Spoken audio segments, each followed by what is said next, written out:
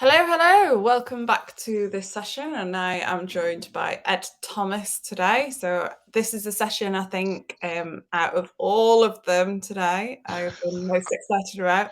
And I think maybe because of that all-important question that is in the title, is grammar really that important? Question mark. So I am very interested in this, as I don't want to use serious terms about grammar and myself, but I feel like we may be at opposing ends of the spectrum here. We'll see. So Ed, thank you so much for joining us. So what is quite funny as well is when I read your bio, I first read it as a comms bad boy working in housing. It does in fact say a comms bod working in housing. So the irony there.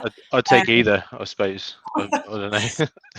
And you are working in housing, and you're trying to make a difference to people's lives every day. So with the penultimate session, and I hand over to you for full control. Thank you very much. Wow. I now have control, which is a pretty frightening thought, really. But thank you very much for everyone tuning in. I perhaps made the mistake of tuning in to the session before because it's talking about how to talk and kind of present with impact, and so I just listened in to kind of 5 or 10 minutes at the beginning of that, and I will be going back later, or certainly at some point in the next 12 months, everything available for 12 months, of course, to finish that off. But it probably anyway, I've probably slightly put myself on edge doing that, and the fact this morning I was in the office and we were doing some media training with board members, and I was getting massive FOMO because the firewall in the office wouldn't let me join. So not only have I missed this morning's content, I was arguably doing something more important. Arguably not, but I've missed out on points on the leaderboard. So ask questions. We might have a poll. Everyone can have gets points for that. So join in to your heart's content. I'm not in the top 3 anymore. I'm blaming the board session we did this morning. Anyway, less of me kind of getting a few things off my chest. Let's actually start talking about what we're here to talk about. So is grammar really that important? I am going to share my screen, and we'll see how all of this goes over the course of the next kind of 15-20 minutes as I speak. So here I am, and I'm not swearing, although sometimes grammar and all those rules and things kind of slightly make me want to. I am just talking about different punctuation marks, of course, but and I should just say I've had to change the second slide off the back of the very first session this week, where Russell Anderson Williams was talking about kind of letting people in your organization, letting them kind of their imaginations run riot with kind of clip art and bits and pieces. So this is for you. Look at this. Isn't that absolutely spectacular? Anyway, so is grammar really that important? We're going to go on a bit of a journey this afternoon, and so I'm going to talk a little bit about how about how we use grammar, how it impacts on kind of impactfulness of key messages, and then I want to talk about my own kind of perspective on this, and ultimately open this up into having a conversation around inclusion and making things easy to understand. So let's kind of first of all talk about grammar, and I'm not going to talk about loads of grammatical terms and things, mainly because I don't know what they mean, but let's just consider for a minute that grammar is actually just a set of rules, and we all know that rules are not necessarily boring, but basically rules are there to be broken. And what I really think about the use of grammar is how can we use grammar to make our key messages as communicators, how do we make them impactful? So impact, I think, is a key thing. We measure impact. We need the materials that we produce, the messages that we create to cut through and land with our audience. I don't know. I'm gonna probably we would all more or less agree with that, or we'd come up with something a little bit different. And for me, what that means is you've got to create everything in a way that your audience understands. Now, you could have a brilliantly defined audience and of people in a particular sector with who work in particular roles, or it really depends what are you marketing, what are you communicating. For me in housing, what our key audience is our customers. So at the Wrekin Housing Group, we've got 13,500 properties around Telford and Wrekin, Shropshire and Staffordshire, and in those properties are around about 28 to 30,000 people living in them. So what I take away from that is my key audience is a subset of the general public, and within the general public, you've got a whole range of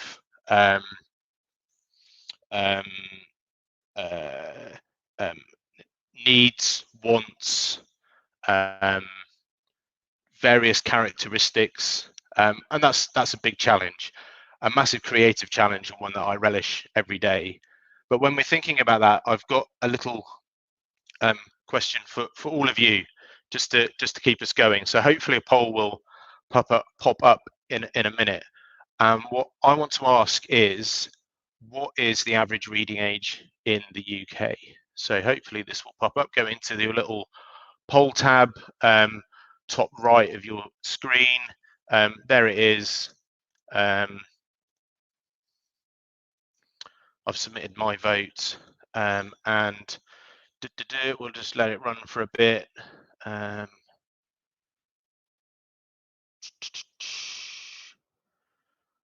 few more seconds. We could do with some elevator music, couldn't we?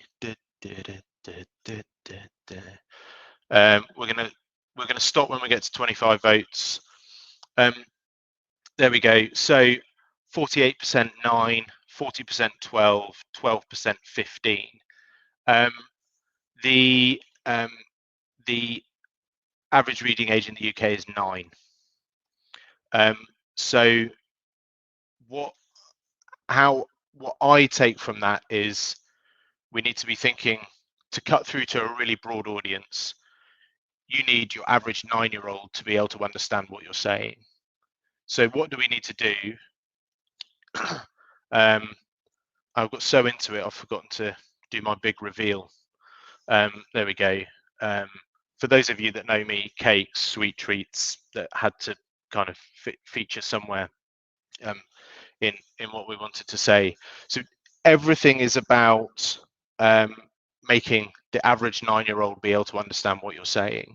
Now, as a housing provider, that's to do with, some of it can be quite not necessarily complicated, but there's lots of regulation, gas servicing, building safety information, and bits and pieces like that we need to that we do need customers to understand. We need customers to let us into their home, to let us service boilers and do things like that.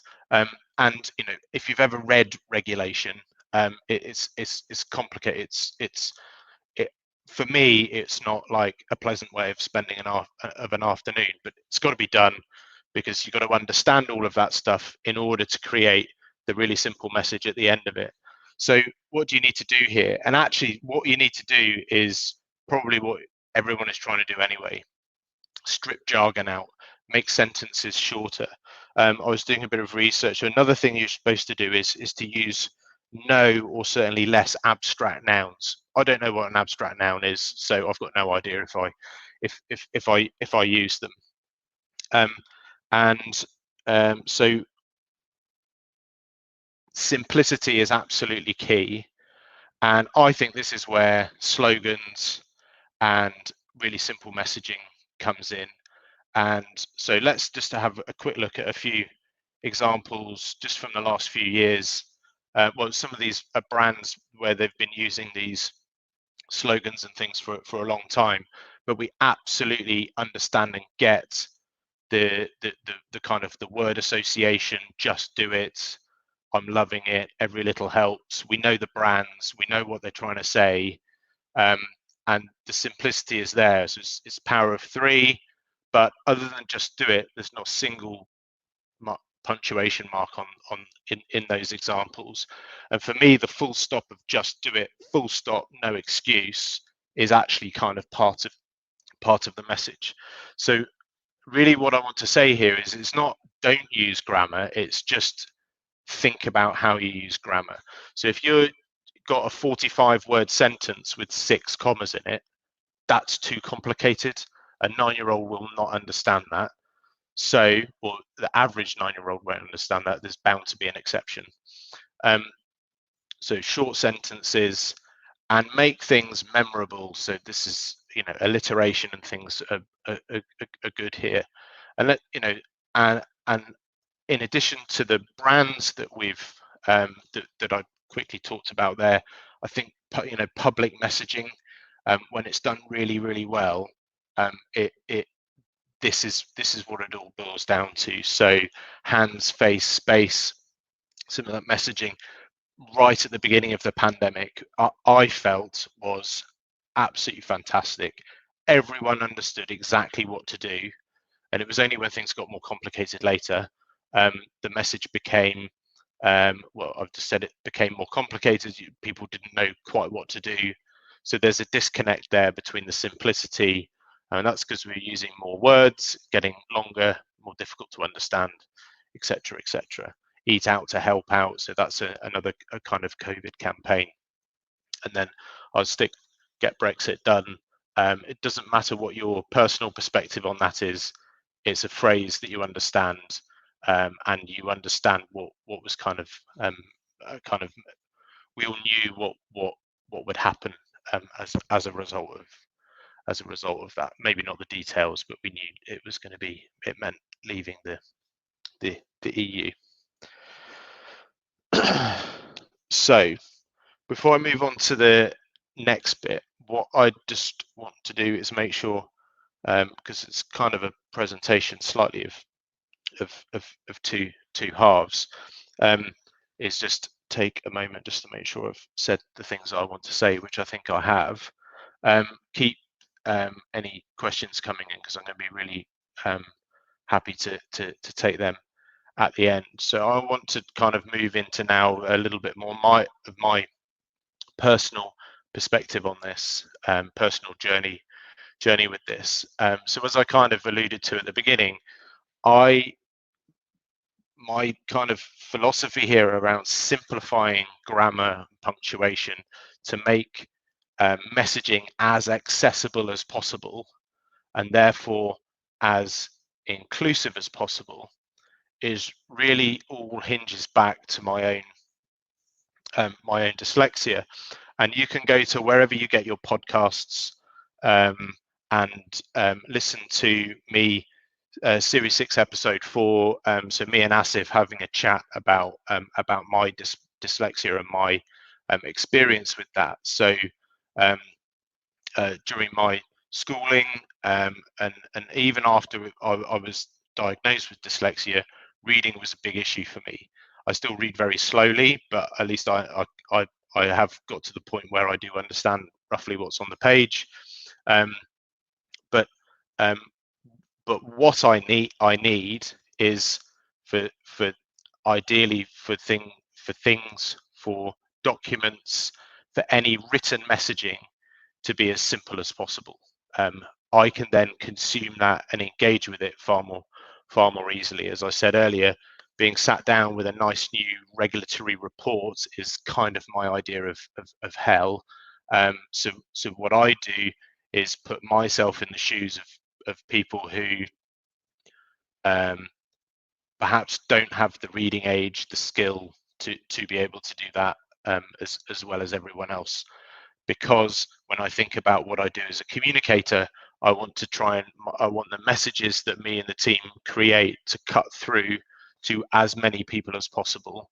And I think that means the first step in achieving inclusivity with everything we do is to not dumb the message down, but to deliver it in a way that as many people as possible understand. So it's not to say don't use grammar, don't use punctuation. They're both really important, but just think about how everything is being structured, and think about how messaging is come across, and can everyone in your audience understand it. And I think what that does is brings us to a point where I would quite like people to ask questions, and failing that, you can share your views with me on social media, but maybe Tila will pop up in a second, and I will stop sharing the screen and we can take some questions.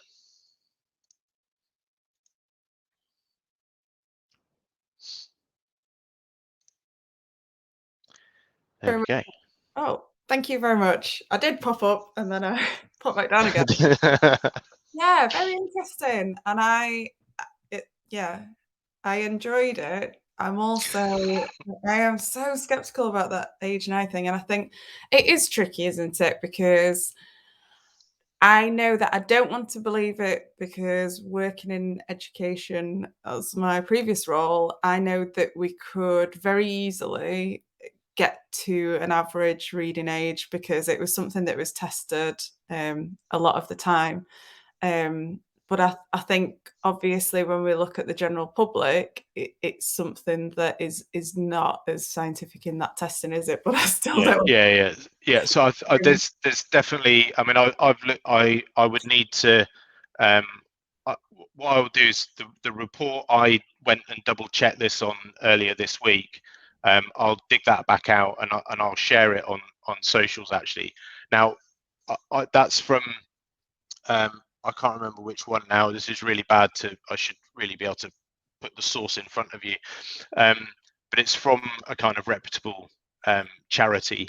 Exactly how that research was done, I don't know. And I mean that's kind of there's a message there for everyone is check your sources and make sure it's fully understood. 100%. But I think that more important than that is the point that you raise, in that actually when we're communicating with people, we need to think about, I think we're kind of well versed in looking at it through a disability lens now, and thinking, are our font choices, like those typefaces that we're selecting, are we choosing the best ones? But I think sometimes we kind of move on from that, and I guess maybe that's been in a silo of, a lot of people in the industry have lots of qualifications, and so maybe you assume that actually if I can understand it, everybody should be able to understand it. But I think very important that you are kind of using those techniques, those short sentences and things like that.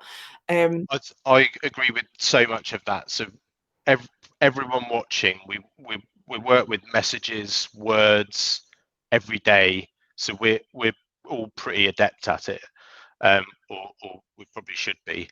But not everyone in the outside world is. Lots of people don't want to pick a pen up, and don't want to read anything longer than they possibly have to, and that's just a reality.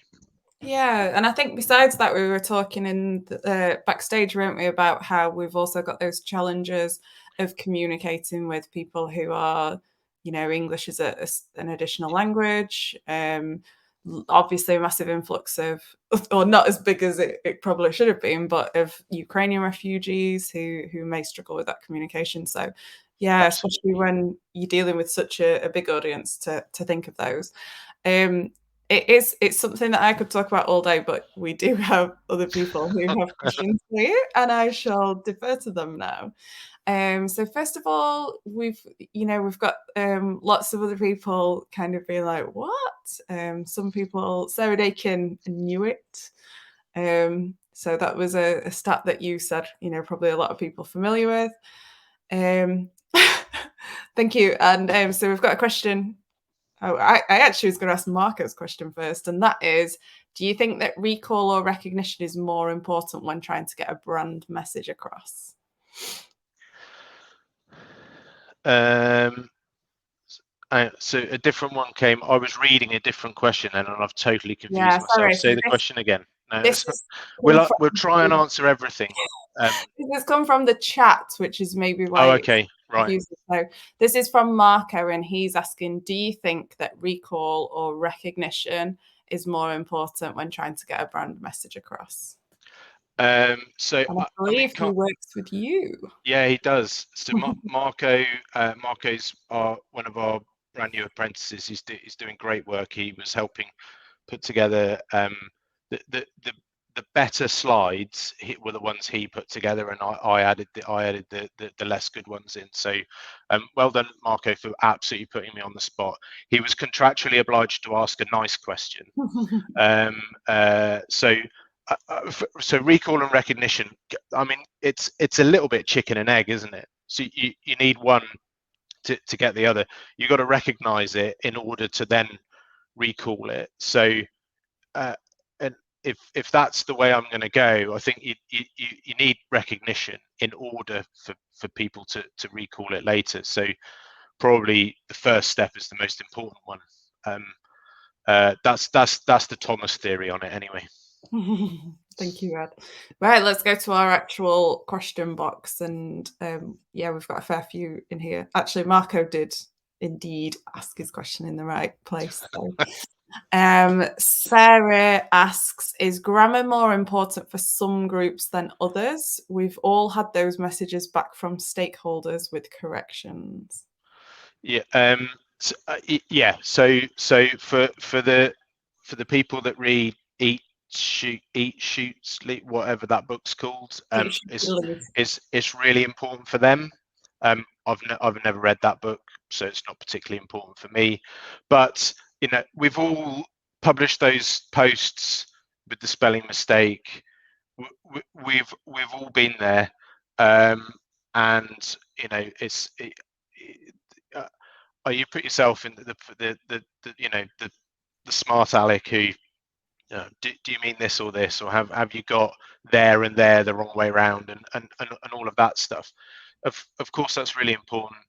Yes, it's more important for some groups. I would say it's less important for groups who are maybe at the lower end of that reading age. So if there's just lots of grammar that makes the sentence quite complicated, it's important because it totally removes the ability to understand.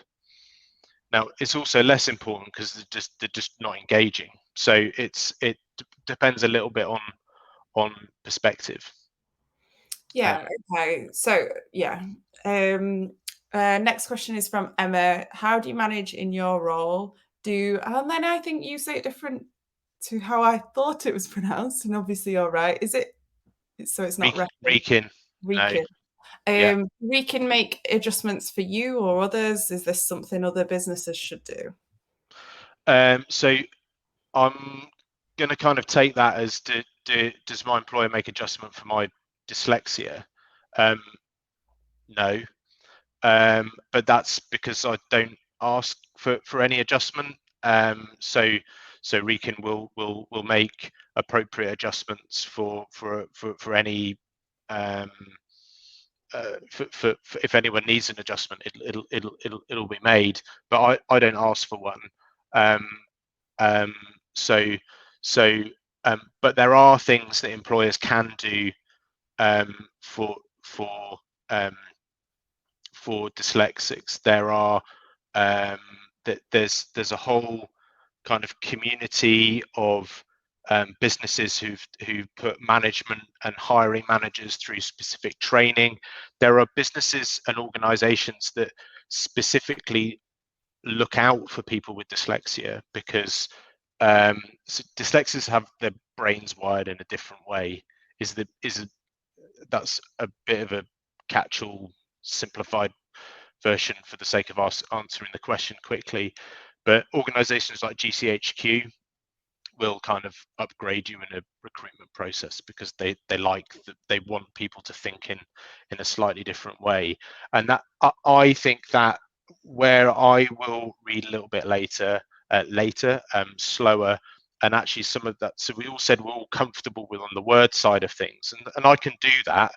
But I think what my edge as a dyslexic communicator, and I talked about this in the podcast with Asif, is on making connections in a slightly different way, and that's my kind of perception on it, rightly or wrongly, and that doesn't mean to say if you don't have the dyslexia label you can't do that stuff, because absolutely, and anyone can. It's just